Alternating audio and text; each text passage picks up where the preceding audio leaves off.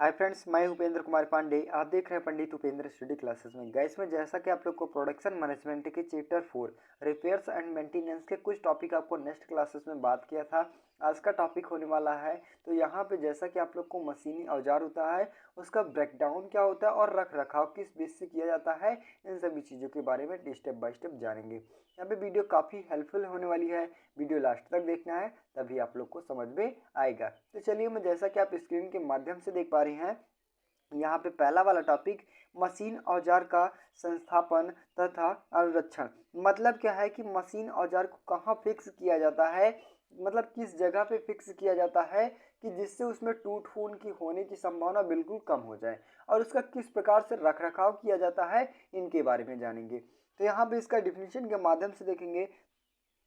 तो डिफिनीशन हमारा क्या कहता है कि किसी भी मशीनी औजार का संस्थापन करने से पहले उसका भली भांति निरीक्षण और परीक्षण किया जाता है, जो निम्न प्रकार का है। मतलब क्या है कि किसी भी मशीन को अगर क्या किया जाता है, अगर फिक्स किया जाता है या फिर लगाया जाता है फैक्ट्री या फर्म को, तो उसमें क्या किया जाता है, सबसे पहले उसे निरीक्षण कर लिया जाता है कि वो स्थान सही है या फिर नहीं है। क्या हुआ कि अगर हम सही प्रकार से उसका निरीक्षण ना करें और एक ही जगह लेके जाके फिक्स कर दे, और फिक्स करने के बाद वो पता लगे कि वो जमीन क्या है, बलुई है, तो उस मशीन को क्या किया जाए, जब उसमें ऑपरेशन किया जाएगा तो उसमें क्या है, टूटने फूटने की संभावना बन जाएगी, मतलब हिलेगा वो मशीन। तो इससे क्या है कि जो आपका मशीनी औजार है उसका टाइम भी ज़्यादा लग जाएगा, और लगने के बाद आपका मशीनी औजार में त्रुटि भी होने की संभावना हो जाती है। ठीक है।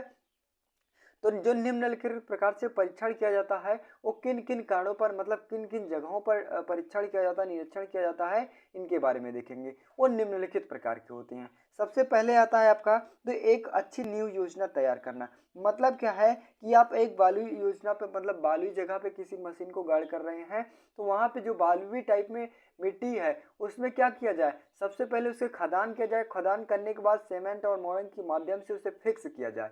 मतलब जो उसकी नींव है, जो उसका बेस है, उसे क्या किया जाए, अच्छी तरह से फिक्स किया जाए। ठीक है, इनके बारे में। ठीक है, फिक्स किया जाए। वहां पे देखेंगे इसको डिफिनीशन के माध्यम से, जो संस्थापन के लिए एक अच्छा आधार प्रदान करती है, और साथ ही ऐसा आधार जो भी स्थैतिक गतिक भारों तथा मशीनों के प्रचालन हेतु सामान्य स्थितियां प्रदान करती है। मतलब क्या है कि जहां पे, यहाँ पे सबसे पहले एक अच्छी नींव का क्या किया जाता है, योजना तैयार किया जाता है। और योजना तैयार करने के बाद उसका फायदा ये होता है कि आपका जो मशीन है सही रूप से स्थैतिक रहेगा और गतिकी भी रहेगा, और भारों को सहन करने के लिए भी जो मशीन लगाई जाएगी, इन सभी चीज़ों का प्रचालन हो सकता है। ठीक है, नेक्स्ट बात करें वहीं पे, तो नेक्स्ट टॉपिक आता है संस्थापन हेतु मशीन का अस्तमन करना। अस्तमन का मतलब क्या है, यहाँ पे डिफिनीशन के माध्यम से देखेंगे। तो डिफिनीशन हमारा क्या कहता है कि नींव योजना तैयार करने एवं नींव के लिए गड्ढों खोदने के बाद मशीनों पर उठाने तथा उसे सही स्थान पर रखने के लिए संपन्न किया जाता है। मतलब क्या है कि जब क्या करते हैं, एक अच्छी नींव का योजना का तैयार करते हैं, एक अच्छी न्यू योजना के तैयार करके क्या किया जाता है, उस मशीन को फिक्स किया जाता है। और फिक्स करने मतलब एक स्थान से दूसरे स्थान तक जब फिक्स किया जाता है, तो वही प्रोसेस क्या कहलाता है, आपका अस्तमन करना कहलाता है। ठीक है, आई होप गाइस यहाँ पे आपको दोनों टॉपिक एकदम इजी ढंग से समझ में होगा। अब नेक्स्ट बात करें वहीं पे, तो नेक्स्ट टॉपिक आता है नींव के ऊपर मशीन का अस्तरण तथा संरेखण करना।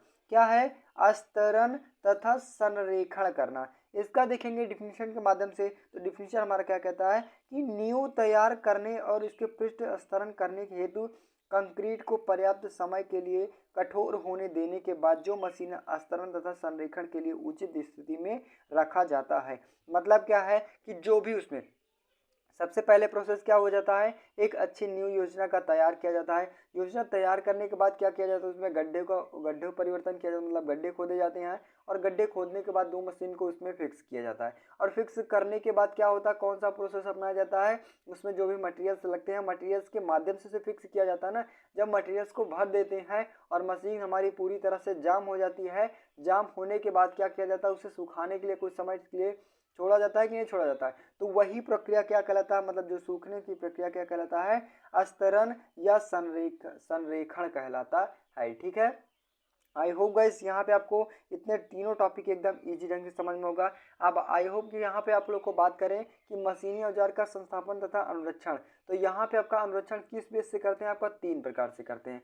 सबसे पहले क्या होता है आपका न्यू योजना तैयार करना, फिर उसमें वो भी प्रोसेस यानी गड्ढे जो वगैरह होते हैं उनको प्रोसेस कंप्लीट करवाना, कंप्लीट करवाने के बाद आपकी मशीन प्रक्रिया फिक्स करवा के उसे सुखवा देना। ठीक है, नेक्स्ट बात करें वहीं पे मशीनी औजार के ब्रेकडाउन तथा रख रखाव। ब्रेकडाउन का मतलब क्या है उसका कि फेल हो गया, असफल हो गया, किन किन कारणों से असफल होता है मशीन, इनके बारे में देखेंगे। और रख रखाव किन कारणों से मतलब किन के माध्यम से उसे सही किया जा सके। ठीक है, तो ये निम्नलिखित प्रकार के होते हैं। कौन कौन से आते हैं, तो यहाँ पे आप देख पा रहे हैं किन के माध्यमों से क्या किया जाता है, ब्रेकडाउन मशीनी औजार में त्रुटियां उत्पन्न होती है। तो पहला हमारा क्या कहता है, पहला डिफिनेशन हमारा क्या कहता है कि चल बक्सों को अधिकतम तप हो जाना। मतलब क्या होता है कि जो आपके चल पार्ट होते हैं धीरे धीरे चलते समय, मतलब धीरे धीरे जब चलते रहते हैं और काफ़ी टाइम तक वो चलते रहते हैं पार्ट, तो क्या होता है उनमें बीच में क्या होता है अधितप्त मतलब अधिक गर्माहट हो जाती है। और गर्म होने पर क्या होता है उसमें जो पार्ट लगे होते हैं उसमें टूटने की स्थिति बन जाती है। ठीक है, मतलब कि टूटे मतलब जब क्या होता है पार्ट एक दूसरे से गर्म हो जाते हैं, गर्म होने के बाद उसमें त्रुटि आने की संभावना बन जाती है। ठीक है, वही होता है आपका ब्रेकडाउन। नेक्स्ट बात करें गियर बॉक्सों में अतिरिक्त शोर करना। जो गियर बॉक्स होते हैं, गियर बॉक्स में क्या होता है स्नेहन सही मात्रा में ना पहुंचने बाद क्या होता है आपस में गियर क्या होते हैं शोर करने मतलब चट्टे चट्टे की आवाज़ें करने लगती है, नहीं करने लगती, तो वही उनके कारण भी विकार उत्पन्न हो सकता है, कोई पार्ट टूटने की संभावना बन सकती है। नेक्स्ट बात करें मुख्य मोटर में अत्यधिक शोर करने के कारण। जो मोटर होता है मुख्य अत्यधिक मोटर होता है, उसमें मोटर में क्या होता है उसमें क्या होता है सही रूप से स्नेहन नहीं बने या फिर किसी प्रकार की समस्याएं उत्पन्न हो जाती है, तो क्या होता है मोटर में अत्यधिक शोर करने लगता है, घन घन घन घन ऐसे कुछ इस प्रकार से ना। तो वही प्रोसेस क्या होता है इनके कारण भी क्या होता है कि जैसे कि आप लोग सही रूप से करंट ना सप्लाई कर पाए या फिर उनके आवाज़ के कारण श्रमिक को क्या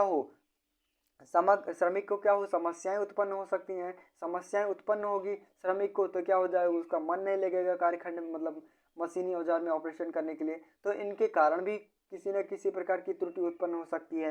नेक्स्ट बात करें वहीं पे तो ब्रेक प्रणाली का कार्य न करना। जो ब्रेकिंग सिस्टम होता है उनको भी अगर सही रूप से उसका कार्य नहीं कर रहा है तो इनके भाई कारण मशीनी औजार में किसी न किसी प्रकार की समस्याएं उत्पन्न हो सकती हैं। ठीक है, नेक्स्ट बात करें तो गियर के दांतों को टूटना। जो गियर लगाए जाते हैं आपस में क्या होता है एक गियर और दूसरा गियर दांतों के माध्यम से चलते हैं कि नहीं चलते हैं, तो गियर आपस में माध्यम से चलते हैं तो क्या होता है कि जब एक गियर दूसरे गियर आपस में माध्यम दांतों के माध्यम से चलते हैं तो अचानक क्या होता है एक गियर का दांता टूट जाता है, तो टूटने के बाद भी उसमें किसी न किसी प्रकार की समस्याएं उत्पन्न हो सकती है। ठीक है, नेक्स्ट बात करें मुख्य तर्कु का कंपन के कारण और मुख्य तर्कु की गर्म हो जाने के कारण जाम हो जाना। मतलब क्या होता है कि जब गियर होता है या फिर सही रूप से उसे फिक्स नहीं किया गया है मशीनों प्रोसेस को सही रूप से फिक्स नहीं किया गया है तो उसमें क्या होता है विभिन्न प्रकार के कंपन उत्पन्न हो जाते हैं, तो कंपन भी के कारण भी उसमें मशीनी औजार में किसी न किसी प्रकार की समस्याएं उत्पन्न हो जाती है। ठीक है, और वहीं पे बात करें गियर वगैरह जाम भी हो जाता है तो जाम होने के बाद भी मशीनी औजार में किसी न किसी प्रकार की समस्या मतलब त्रुटि हो सकती है। ठीक है, तो यहाँ पे आपको मशीनी औजार में इन कारणों से क्या होता है मशीनी औजार में समस्याएं उत्पन्न होती है। ठीक है, तो इन सभी टॉपिक को क्या किया जाता है सही रूप से बराबर रूप से क्या होता है देखभाल करने की आवश्यकता बनती है। ठीक है, नेक्स्ट बात करें वहीं पे तो मशीनी औजार का रख रखाव निम्नलिखित प्रकार से करना चाहिए। मतलब किन किन प्रकार से रख रखाव किया जाए कि जो मशीनी औजार है वो सही रूप से प्रोसेस अपना कार्य करे और बिना किसी त्रुटि के कारण। ठीक है, तो यहाँ पे पहला टॉपिक आता है कि मशीन को चलाने से पूर्व साफ कर लेना चाहिए। मतलब क्या है कि जो मशीन औजार होता मतलब मशीन होते हैं, मशीन में कोई भी ऑपरेशन करने से पहले क्या किया जाता है मशीन को चेक कर लिया जाता है और चेक करने के बाद उसे सफाई कर लिया जाता है। ठीक है, तब वो दूसरा ऑपरेशन करना चाहिए। नेक्स्ट वहीं पे बात करें तो मशीनी तेल एवं ग्रीस भरने के स्थान पर उनको सही समय पर भरना चाहिए। मतलब कि जहाँ पे क्या है ग्रीस का हो सकता है तेल की आवश्यकता है तो वहाँ पे बराबर रूप से स्वचालित रूप से क्या है उन सभी चीज़ों को भरण कर देना चाहिए। मतलब देखभाल करते रहना चाहिए जहाँ पे जिसकी चीज़ की आवश्यकता होती है उनको वही चीज़ पे उतनी आवश्यकता अनुसार उसे दे देना चाहिए।